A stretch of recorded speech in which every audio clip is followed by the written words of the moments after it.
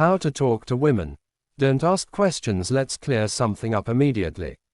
This isn't about manipulating anyone. It's not about tricks, lines, or pretending to be someone you're not.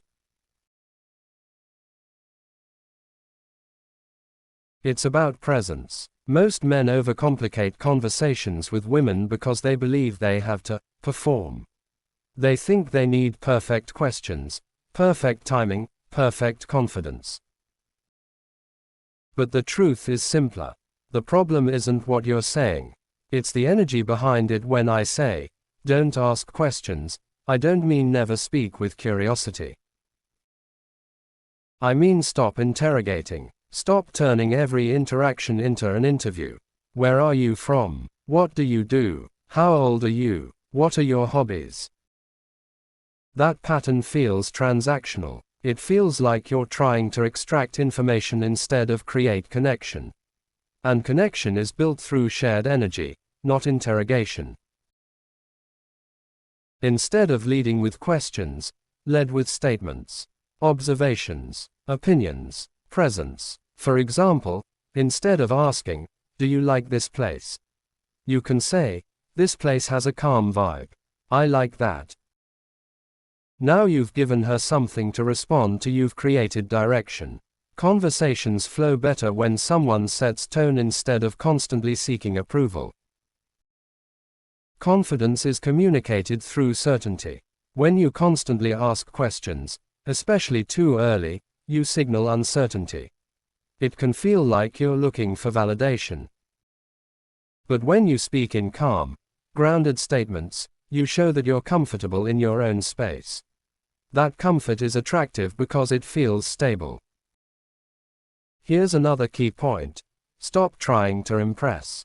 Many guys think asking clever or rapid questions shows intelligence.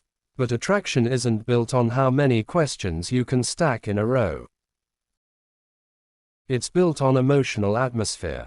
Slow down. Speak clearly. Share something about yourself. Let her step into your world instead of trying to force your way into hers. Also understand this. Silence is not your enemy. Most people rush to fill quiet moments because they're afraid of awkwardness. But controlled silence shows composure.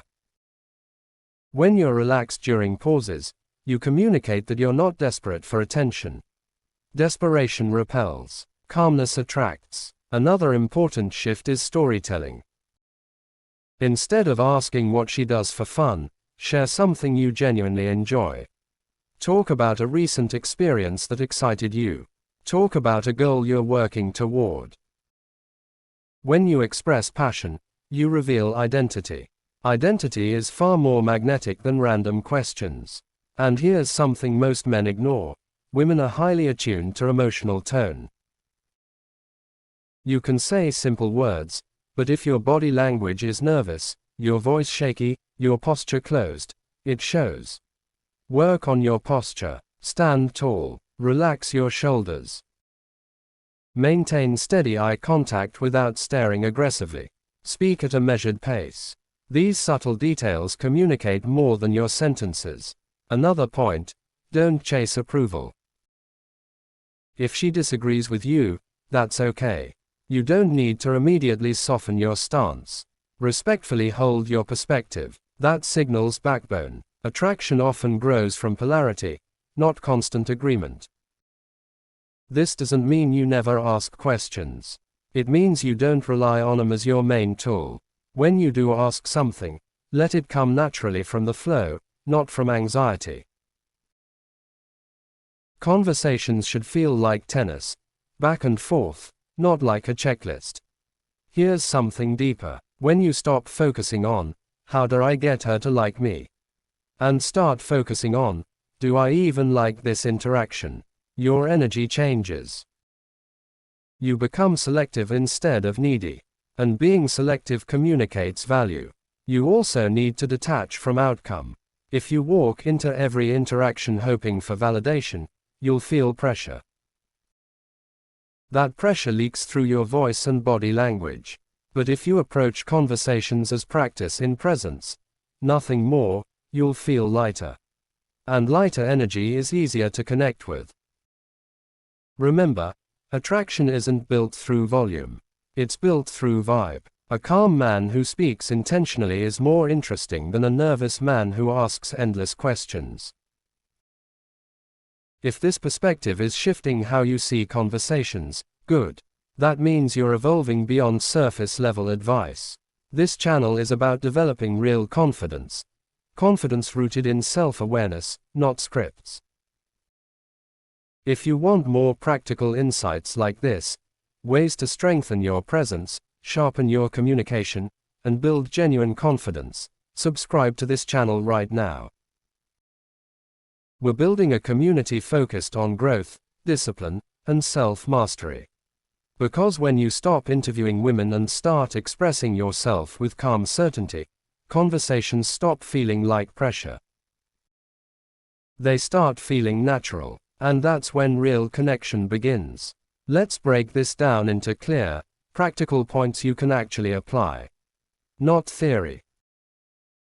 Not lines. Not manipulation. Real communication shifts that change how you show up first, led with statements instead of interviews.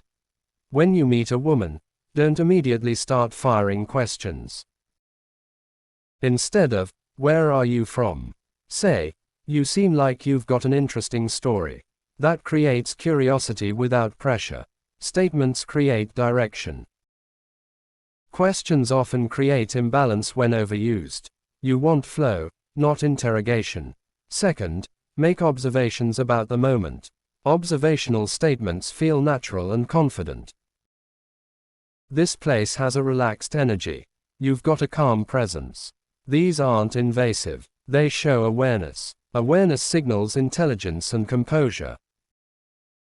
It keeps the conversation grounded in reality instead of turning it into a fact-finding mission. Third, share before you seek. Instead of asking about her hobbies immediately, talk about something you enjoy. "I've been getting into fitness lately. It's been challenging but rewarding." Now she can respond naturally. When you open up first, it feels balanced. You're not extracting information. You're exchanging energy. Fourth, slow your delivery. Confidence is often about tempo. Nervous people speak quickly and ask rapid questions to fill silence. Calm people speak slower. They pause. They let words land. When you slow down, you appear grounded. Grounded energy feels safe and attractive. Fifth, stop trying to impress. If your goal is to impress her, you're already placing her above you. Instead, focus on expressing yourself clearly. Talk about what you genuinely care about. Passion is magnetic. Performance is exhausting. Sixth, become comfortable with silence. Silence is only awkward if you panic. A short pause with steady eye contact shows control. It shows you're not scrambling for approval. Most people ruin good moments by rushing to fill quiet space. Don't. Seventh, hold your opinions calmly. If she disagrees with you, don't immediately fold.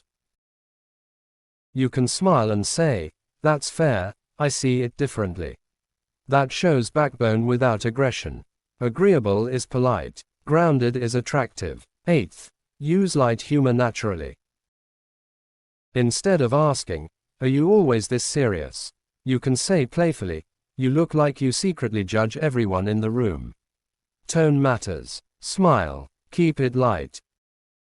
Humor lowers tension and builds comfort. Ninth, don't chase validation. If you're constantly looking for signs she likes you, your behavior becomes reactive. Stay present. Focus on the conversation itself. When you stop seeking approval, you naturally project more value.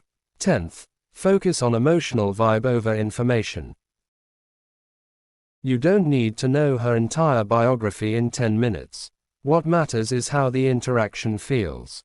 Is it relaxed? Is it playful? Is it respectful? Emotional atmosphere builds attraction more than collected data. 11th, maintain strong body language. Stand tall. Keep your shoulders relaxed. Maintain steady but natural eye contact. Don't fidget excessively. Your body often speaks louder than your words. Calm posture equals calm energy. 12th, detach from outcome. Not every interaction will lead somewhere. And that's okay. When you stop attaching your self-worth to the result, you relax. Relaxed energy is more authentic. Authenticity builds real connection. 13th, shift your mindset from, how do I get her? To, do we connect? This small mental shift changes your entire presence. You stop performing. You start evaluating. That evaluation shows standards. Standards show self-respect. 14th, avoid overcomplicating things. You don't need complex strategies. Speak clearly. Be present. Don't interrogate. Share your world. Let her step into it naturally. And here's the deeper truth. When you stop relying on questions as a crutch, you're forced to develop real conversational presence. You become expressive instead of investigative. That shift builds confidence from within. If this breakdown is helping you see communication differently, subscribe to this channel right now. We're building a community focused on real confidence, self-mastery, and social skills that actually work in real life, not scripted nonsense. Because once you learn to talk without chasing, without interviewing, and without performing, you don't just talk to women better. You become a man who communicates with calm certainty. And that changes everything. Let's clarify something first. Don't ask questions doesn't literally mean never ask anything. It means don't rely on questions as your main strategy. Don't turn conversations into interviews. The reason behind this isn't opinion. It's grounded in psychology, communication theory, and social dynamics. Over-questioning creates pressure instead of connection. In social psychology, conversations that feel one-sided, especially when one person keeps asking and the other keeps answering, can create what's called a power imbalance dynamic.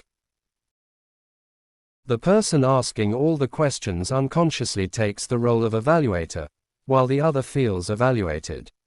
Research in interpersonal communication shows that balanced self-disclosure builds attraction more effectively than interrogation-style exchanges. When you constantly ask questions, you unintentionally create tension instead of flow. Statements create direction and emotional leadership. When you lead with statements instead of questions, you guide the tone. For example, instead of, "Do you like this place?" saying, "This place has a relaxed energy," provides something for her to respond to. According to communication studies on conversational framing, the person who introduces frames, topics, perspectives, or interpretations, naturally influences the direction of the interaction. That influence signals confidence. Confidence is communicated through certainty, not inquiry overload. Studies on attraction consistently show that confidence ranks as one of the most desirable traits. Confidence isn't loudness, it's certainty. When someone relies heavily on questions, especially early on, it can signal uncertainty or approval-seeking behavior. Social perception research shows that people interpret steady tone, controlled pacing, and declarative speech as markers of authority and competence. Balanced self-disclosure builds intimacy faster than rapid questioning. Psychologist Arthur Aron's research on interpersonal closeness demonstrates that connection deepens through mutual vulnerability and shared experiences, not just information gathering. When you share something about yourself first, you create reciprocity. That feels natural. When you only ask questions, you delay vulnerability, which slows emotional bonding. Silence and pacing influence perceived status. Nonverbal communication research shows that slower speech, controlled pauses, and relaxed posture are associated with higher perceived status. Fast speech and rushed questioning are often linked to anxiety. When you slow down and speak with measured intent, you project composure. Composure signals emotional stability. Emotional stability is attractive because it feels safe and grounded. Over-seeking approval reduces attraction. Attachment theory and social dynamics research suggest that people who appear overly eager for validation often lower their perceived value. When your questions are driven by, "Do you like me?" energy, it leaks insecurity. When your energy is, "Let's see if we connect," you shift from seeking approval to evaluating compatibility. That shift subtly increases respect. Emotional atmosphere matters more than collected facts. Attraction research repeatedly shows that emotional experience predicts connection more strongly than logical compatibility in early stages. How someone feels during an interaction has more impact than how much information was exchanged. If the vibe is relaxed and engaging, attraction grows.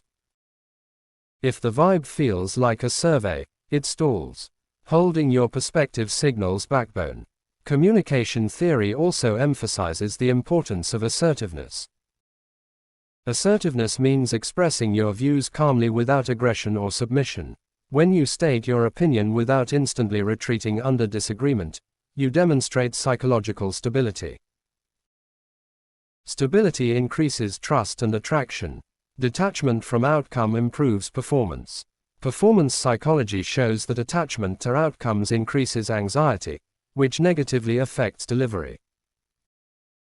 When you detach from needing a specific result, your body language relaxes. Relaxed behavior appears more authentic. Authenticity is consistently linked to higher relational satisfaction and attraction. This isn't about playing games. It's about removing behaviors that unintentionally signal insecurity. It's about understanding how communication patterns affect perception. When you stop over-questioning and start expressing, observing, and leading conversational tone, you create balance. Balance builds comfort. Comfort builds connection. And here's the deeper takeaway. This principle isn't just about talking to women.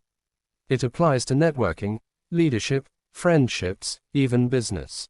The person who speaks with grounded clarity instead of nervous interrogation naturally commands more respect. If this breakdown helped you understand the psychology behind the advice, not just the surface tactic, subscribe to this channel. Here, we don't just give tips. We explain the mindset, the science, and the strategy behind real confidence. Because once you understand why something works, you don't just repeat it. You embody it.